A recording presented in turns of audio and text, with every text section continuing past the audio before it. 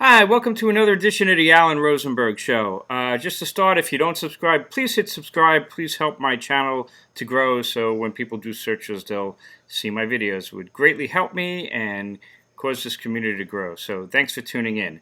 Back in the late 70s, early to mid 80s was probably the golden age of what a lot of people would call power pop or jangle pop. Some people now like to call it jangle pop. Personally, I understand the purpose of labeling so you get a feel for what the music might sound like, but to me it's just like melodic, poppy, great, tight rock songs. And certainly around that time there was tons of what you would call power pop bands. There was bands like The Shoes, you may have heard of them, and another really good one was The Records. Remember that song Starry Eyes? The Records were really good, and well, you certainly would know the Rembrandts because they did the song that became the Friends soundtrack, I'll Be There For You. The Rembrandts, Tommy Two-Tone, there's tons of them. But, in my opinion, and I think I'm going to try to convince you, and you may agree if you keep an open mind, and I'm going to tell you songs to listen to. By far the best of them, and one of the great unsung bands of that time period is the Knack. Now you're going to say, My Sharona, yeah, My Sharona, one-hit wonder. Unfortunately, that's what they are known as. But in a lot of ways, they got a really bum deal. Some of it was self-generated. But if you listen to their music, now I got 13 Knack albums. I'm a big fan of the Knack, as you can see. But they have a great discography. And what I'm going to do is I'm going to go through their story, I'm going to show you their albums chronologically, and then I'm going to rank them at the end. And grab a pen and paper. So I'm going to pinpoint songs because it's a Spotify world, and I'm going to tell you songs that I can guarantee you're going to love, and you're going to be like, wow, I can't believe this is a Knack. Have I been missing out? So that's the idea of this video. Thanks for tuning in. So it starts back in, let's say, 1978. Well, it actually starts before that. Doug Fieger is the leader of the band. He runs that band, as he said, with an iron fist. But he's got an amazing band. Well, he starts off early to mid-70s in a band called Sky. To give you a story about the balls that Doug Fieger had and has, he was in a band called Sky. He was like in senior year of high school. And they were a good band, and they were looking to get recorded. And he sent out letters to famous producers.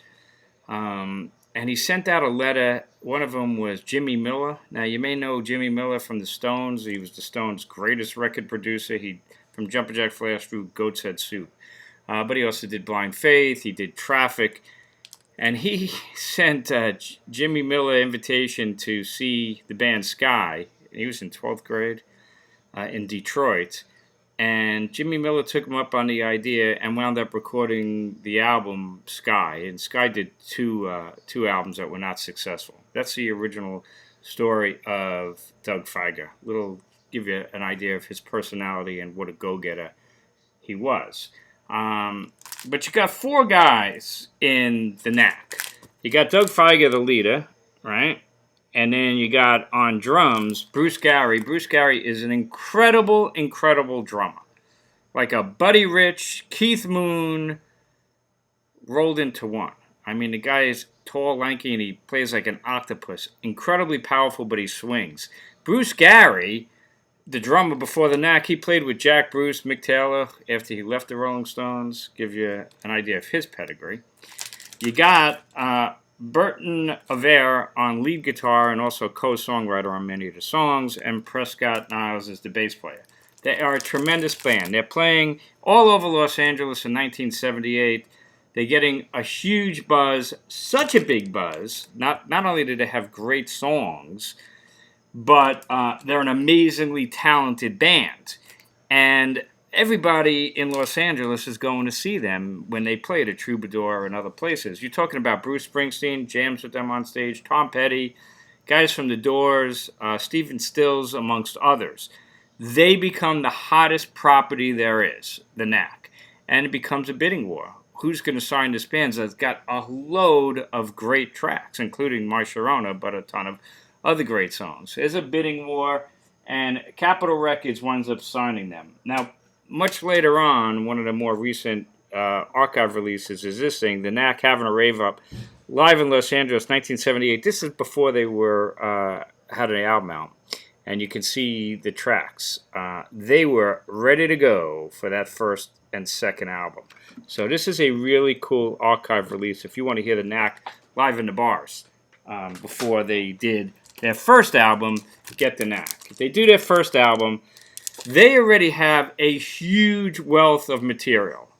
They're signed to Capitol Records, of course, the home of the Beatles, which winds up hurting the Knack. The Capitol Records does a film of them signing on top of the Capitol Records building in Los Angeles, makes a really, really big deal of it, and they release Get the Knack. This album was recorded in 2 weeks for less than $20,000. They have a whole host of producers who want to produce them. They used Mike Chapman of Blondie fame, an amazing, great songwriter himself and a great producer.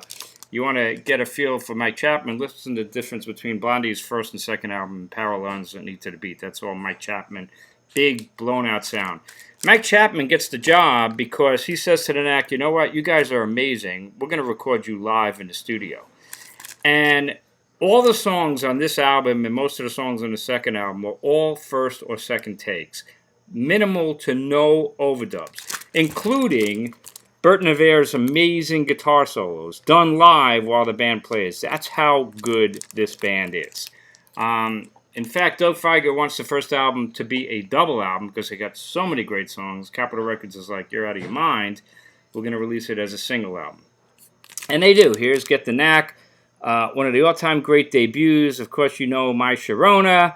But this is Let Me Out is a blitzkrieg of an opener. Listen to Bruce Gary play the drums on that. The man's on fire.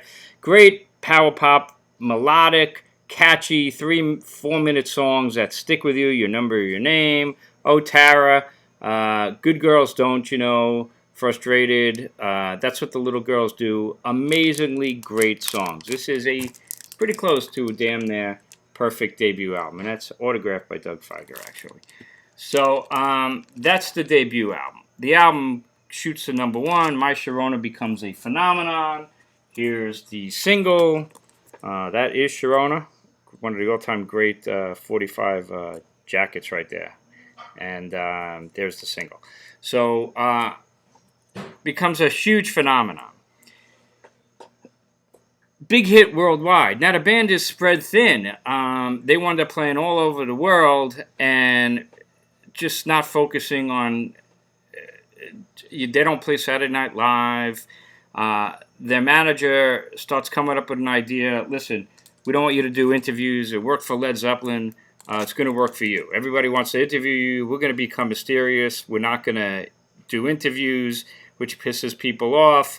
And Doug Feiger, and you could see it with his grin. There was something about his personality back then. He could just rub you the wrong way. He's kind of snotty, a little smug, obnoxious sometimes, and cocky. And it could definitely be a turnoff. The other problem with the Knack at this stage is that some of their lyrics are just, he's writing from the point of view of like 17 and 18-year-olds, which is, what are they thinking about? Sex, sex, sex. And you got a great song on here like She's So Selfish, which it's a great song musically, Bo Diddley beat, and amazing drums by Bruce Gary, really tasty guitar work. But like the lyrics are like, no fucking me today, no sucking me today. And even then I was like, it just kind of turns you off. And even Good Girls Don't, which is a great pop song. Listen to the uncensored version of Good Girls song. You're not happy till she's sitting on your face. So Doug Feiger's got this way about him that's, and I think to a certain extent he was modeling himself with John Lennon. We're obnoxious, kind of cocky. John Lennon can pull it off, but Doug Feiger certainly couldn't do that. So instantly, very quickly, they have like a backlash, which back then was Nuke the Knack, and they would wear T-shirts and buttons, Nuke the Knack, and as fast as they went up, they went down. So what happened? The record label a year later. Now, Get the Knack comes out in '79, the summer of '79. by January of '80, Capitol's like feeling the pressure, and they want a new album released right away. They got the songs in the can because most of the songs on their second album, But the Little Girls Understand, is a Japanese import of it, were already done the time that they recorded the first album. And they released this album. This album got trashed by the media, but I think they would have trashed anything, and the album wasn't a success, and that was pretty much the end of the Knack. Unfortunately, this album was never given this shot, because this album, in a lot of ways, I think is even a stronger album than Get the Knack. What's the big problem with this album? Right there, the first song on side 2, Baby Talks Dirty. Baby Talks Dirty was the initial single, and they kind of flipped the riff, in my opinion, to a certain extent, of My Sharona. They tried to do it again with Baby Talks Dirty. They're not the first band that did that. I'm one of the world's biggest Kinks fan, and I'm not trying to compare the Knack to the Kinks, but All Day and All the Night and You Really Got Me are pretty similar riffs. They just kind of flip them, and that's what he was doing here. But Baby Talks Dirty is the weakest song on this album for sure. I Want You is a great song. Tell Me That You're Mine is great. Mr. Handelman's a little different. Bert Navier plays the piano on that. It's kind of catchy. But you want to hear some amazing songs. Write down Can't Put a Price on Love. It's kind of, the guitar work is amazing on it. It's very Beast of Burden-ish, different layers, but very melodic. Go check out Can't Put a Price on Love. Hold On Tight and Don't Let Go is a blitzing, great little number. The Hard Way is a Kinks cover. End of the Game's another blitzing one. The Feeling I Get, play that one. You would swear you're listening to one of the greatest Phil Spector songs of all time. It's amazing, and it's totally a Phil Spector pastiche, again, produced by Mike Chapman, who did a great job. The Feeling I Get's amazing. Having a Rave Up is exactly what it says it is. I mean, I don't know how Bruce Gary plays the drums on that with so much power and finesse and swing. It's awesome. And then check out the last song, How Can Love Hurt So Much? One of the most beautiful, heartbreaking songs. A lot of these songs written about Sharona, it was real, his love for her and troubles that he's having. So check out, Can't Put a Price on Love, How Can Love Hurt So Much, The Feeling I Get. Check out those 3. And I guarantee you're going to be like, holy shit, I cannot believe that's a Knack. This is a fantastic album. Just as good as Get the Knack. But by then, the band's history, unfortunately, pretty much. They wait a year. They bring in another producer, Jack Douglas, of course, straight off of massive success and heartbreak with John Lennon's Double Fantasy. And they do their third record with Jack Douglas, The Knack Round Trip. Not a great cover. It's supposed to be looking down on them sitting on a vinyl record, but you can't really get that. Sorry for the glare from the light. But this album is also phenomenal. More experimental. But this album is killer. 3 albums in a row with the original band. All 3 are great. You don't believe me? You're going to thank me, because you're going to write down this song called Africa, song number 3 on this album. It is one of the greatest tracks you'll ever hear. Listen to the funkiness, the drums. You won't. The voice is in a lower pitch. It doesn't even sound like the Knack. The guitar work at the end is almost Wishbone-ish. They do like twin leads, and it's so funky that if you don't move to that song, you're dead. And you're going to listen to that, you're like, this is great. How do I not know this song? Because, fuck, radio will never play it, even then. But this album's got a great mixture of stuff. The thing that killed this album, again, was the initial single right there called Pay the Devil, Ooh Baby Ooh, which is a really nice, soft kind of ballad that's a great song, just not a great opening single. But it's a really good tune. I would have done Africa for sure, and I think Africa was supposed to be the second single. But she likes the beat. This whole album is really, really good. Just Wait and See sounds just like it's from the first album, that great power pop. There's another song there, right there, called Another Lousy Day in Paradise. So here's my pitch to anybody who produces TV shows. Just give me credit, okay? Another Lousy Day in Paradise would make the greatest TV theme song. It's better than that Friends one, I'll Be There For You. Don't believe me? Go play Another Lousy Day in Paradise and picture the beginning of a TV show playing. You'll thank me. Just give me the credit, TV producer, because you didn't think of it. I did. Amazing song. But this album is the first time that you kind of hear a Beatles influence in the Knack, but later psychedelic Beatles that you might hear like on Just Wait and See. Not Just Wait and See. We Are Waiting is kind of like psychedelic Beatles.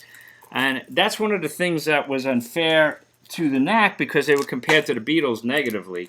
You know, the look on the back of their first album with the skinny ties, you know, people thought it was a knockoff of the Beatles. And of course, they played Carnegie Hall, and I have the Laserdisc, and I showed it in my Laserdisc videos. But so what? They played Carnegie Hall. You know, they created a great buzz. They don't sound anything like the Beatles. The Knack and the Beatles, in general, sound nothing alike. In fact, if there's any kind of more influence, some of the Knack sounds like the early power pop Who, because it's way too raucous and too powerful. It doesn't sound Beatles-like at all. Anyway, there's the original Knack, 1979 to 81. They're pretty much done commercially and artistically, unfortunately. 2 years later, they come back with an album called Serious Fun, produced by none other than Don Was. He produced Latter Day Rolling Stones album, really famous producer, musician in his own right. He did Serious Fun. This came out in 91. Bruce Gary is now left as the drummer. They bring in a guy named Billy Ward, who's also, they're all great players. The problem with this album, and this is by far my least favorite Knack album, is not that the songs aren't good. It's got that dreaded late 80s sound, you know. The drums are really loud. It's really crisp. And the songs are really good in a lot of cases, but it doesn't have that Knack quirkiness, originality, power pop. It's more driving 80s rock, and it really could be anybody. That AOR kind of a sound. But with that said, you know, Rocket of Love's a great track. There's a bunch of really good songs on this album. But again, it is my least favorite. There's only one song on this album that really has that classic Knack sound, and it's a thing right there called One Day at a Time, which is a great, great track. To me, should have been a hit. Interesting thing, Rocket of Love is the debut, and it's blitzing on this album. But if you go, and I'm going to show these later, one of their compilations called Retrospective got the demo version of Rocket of Love on it. And it's much better because it's not overly produced. Much better, I think. After that, another didn't do anything. They wait a whole 7 years. They come back in 1998 on Rhino Records. And no, I was never in the music business. Rhino's not paying me. I have a Rhino hat because I love Rhino releases. They put out this album called Zoom. Not a great cover. But it's on Rhino, and it's all new material, and this is a great Knack album. Starts off with a thing called Pop is Dead, which is okay, but the rest of it is just great pop song after great pop song. A lot of people think this is their second best album after the debut. It's terrific. Can I Borrow a Kiss is just a great pop song. Smiling's a pop song. Ambition's good. Everything I Do is good. Terry and Julie Step Out, which is kind of like Ray Davies' Waterloo Sunset follow-up. Harder on You, great track. You Gotta Be There is a magnificent ballad that's really like acoustic bass. Really good stuff. This album should have been a comeback. Unfortunately, it wasn't. And it actually, another drummer on here, and that's Terry Bozzio. Terry Bozzio had played with Frank Zappa, played with Missing Persons. If you play in the Knack, you got to have amazing chops. They're not just some shitty pop band. They are the real deal.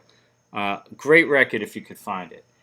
3 years later, they put out what is their last studio record with a horrible cover, this thing, and it's called Normal as the Next Guy.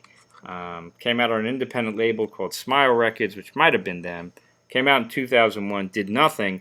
And this is another really strong record. It's more experimental. The Man on the Beach, the last song, sounds just like the Beach Boys. It's really unusual for the Knack. But tons of really a good mixture of stuff. Spiritual Pursuit sounds like a country rock pastiche, you know. But with the picking guitar, you could just see their chops. And if you notice, there's that song again, One Day at a Time. Feiger decided to redo it because nobody heard it on this album. And they completely redid it on this album with like a heavy kind of, more of a moody tune with the keyboards. But look at One Day at a Time, 7 Days in Heaven, It's Not Me. These are great pop rock songs. And a really good record. Didn't help that it's got a terrible cover and lack of distribution because it's not on a major label. Normal is the next guy. They have been releasing archive type stuff. If you're a Knack fan, they put out this live record and a video, which I have, called Live from the Rock and Roll Funhouse. It's supposed to be them live, and it is live, but like on a TV show. And this was around the Zoom period, and a really good mixture of stuff. You know, it's got stuff from Zoom, but it's got Baby Talks Dirty from the second album, Can I Borrow a Kiss, Another Lousy Day in Paradise, Good Girls Don't. You know, just really good. And again, they are live. These guys, you got to listen to Bert Navier play guitar. The guy's a monster. Couple of greatest hits types collections. This one's called Proof, the very best of the Knack. There's another one here called Retrospective, also the best of the Knack. Kind of similar, but some differences. This one, Proof, has 4 extra songs at the end, including that movie song, That Thing You Do. It's just okay. Teacher, Teacher, and I Knew the Bride, you know, the rock pile stuff. But it's a good collection. This one's better, Retrospective, because it's got Africa on it, which is one of the greatest tunes ever by anybody, and certainly one of the top Knack songs. I would probably go with this album if you got to find a collection. Terrific stuff. Some other tips. Oh, here's another compilation called Rock and Roll is Good to You. The original Feiger and Aver demos, which if you're a big Knack fan like me, it's kind of cool to hear the original demos, which is fun. Not essential, though. Couple of bootlegs. Really famous show was from Long Island, December 10th, 1981. And this was when they did the Round Trip album. And I think this was from Malibu. But this is a killer bootleg. Great. You could really hear them live. And it's just great. Live in New York, the Knack. You probably could see this stuff on YouTube. Couple of little tips. Everybody thinks they know My Sharona because it was a #1 hit. Don't ever listen to this version. The original version on the album is the one you need to hear, because on the single version they cut out most of Bert Navier's guitar solo. It is one of the greatest guitar solos in the history of rock. You're like, yeah, this guy's an idiot. No, I'm not. Listen to the studio version of Get the Knack. The guitar solo is over 1 minute and 15 seconds straight, and the band just builds it up. I've never heard a cover band come close to be able to play My Sharona the way the Knack plays it. It's a really difficult song. Bruce Gary's drums are awesome, and the guitar work is incredible. And then at the end, they double time it, and then Bruce Gary goes around with the single stroke roll, and they come back into it. It's amazing. You need to hear My Sharona, never the 45 version. Always listen to the album version, which is over 5 minutes versus like 3 minutes on the single. A little tip for you. So there is my story about the Knack. If you want to check them out, check out the compilations that I showed you. I would go with Retrospective first. Where is it? It's over here somewhere. Try to find this one if you're going to buy it. This is the better one. But this one's fine, but you still need to get Africa from the third record. Their stuff is pretty hard to find on CD these days. They had a reissue where they put bonus tracks. They're not easy to find. But you need to have all 3 of their first albums. Get the Knack. But the little girls understand, they're tied to me. They're 1 and 2, and those are the 1 and 2 and 3. I guess this is the order of my 3 top favorite Knack albums. After that, I would definitely do Zoom, because Zoom is like classic Knack, you know, power pop. All the songs are really catchy, really well done. Then I would do the experimental one, Normal's the Next Guy, which is also really good with a terrible cover. And the last but not least would be Serious Fun. Not because it's not good, because it is, but it's just too generic. It's got that 80s sound, and they lost their individualness, even though Don Moores produced it. That's the story. Doug Feiger had one solo release that I've only seen once, and I picked it up instantly. It's called First Things First. Again, the guy is a master of writing 3 to 4 minute, brilliant, catchy rock pop songs. If you ever talk to professional songwriters and you ask them what's the hardest kind of song to do, that's the hardest thing to do. Writing a quick 3-4 minute pop song that's catchy, that sticks at you, that's got a good hook with no wasted stuff. And Doug Feiger and Bert Navarre together have a legacy of it.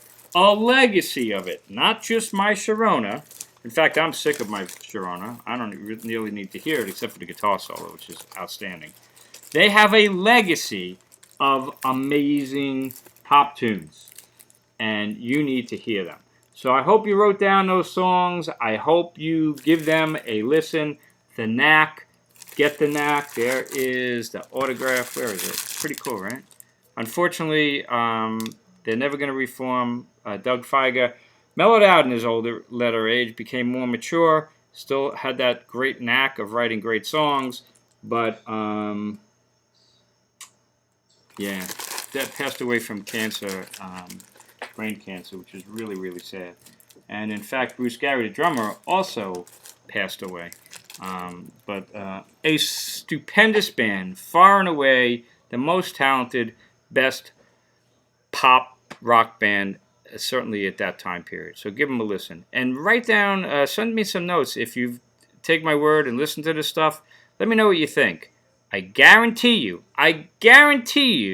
you will love this stuff because they're stupendous. Have a great day. Please hit subscribe. Please tell your friends. Send me some comments. And thanks for tuning in. Stay safe and healthy. I'll see you in the next time.